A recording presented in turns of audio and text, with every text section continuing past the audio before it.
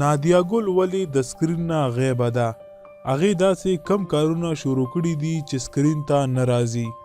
که غواړئ چې تاسو هم خبر شئ نو دا ویډیو سره تر اخره پورې وګورئ او که زموږ چینل باندې نوی یې نو زموږ چینل هم سبسکرایب کړئ.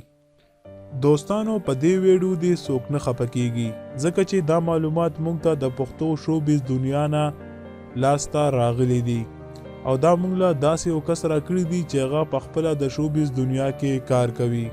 خو دلته تاسو سره دا خبره ځکه شریکوم چې تاسو د داسې خلکو نه خبر شئ او د داسې خلکو خلاف आवाज اوچت کړئ او د پښتنو د سیمې نه دا ګند ختم شي او دې خلکو دا مشهورتۍ خاورې ایرې شي. دا خلک پښتانه شرموي.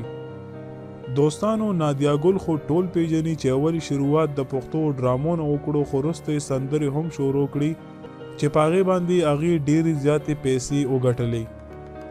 خو اوس ویل کېږي چې نادیه ګل دوبۍ کې ډېر زیات غلط کارونه شروع کړي دي او په ډېرو درهمو باندې عربیانو سره شپې کوي او په دې طریقې باندې ډېرې زیاتې پیسې ګټي.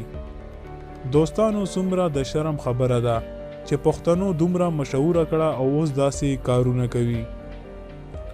دوستانو هر چا ګناه خپله ده، الله به ورته سزا ورکوي.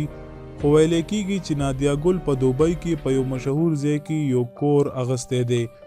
نو شک دلته زیاتیږي چې هلته 15-20 لکه ډالرو نه کم کور نه کېږي او بیا په داسې ځای کې خو بیخي نه کېږي.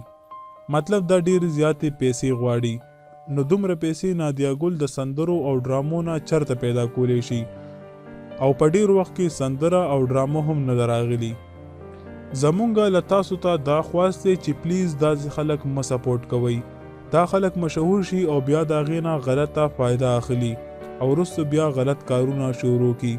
تاسو د نادیه ګل باره کې څه ویل غواړئ موږ ته لاندې په کمنټ کې ضرور ولیکئ. دا و زموږ نن ویډیو. تر بلې ویډیو مو په لوی الله سپارم.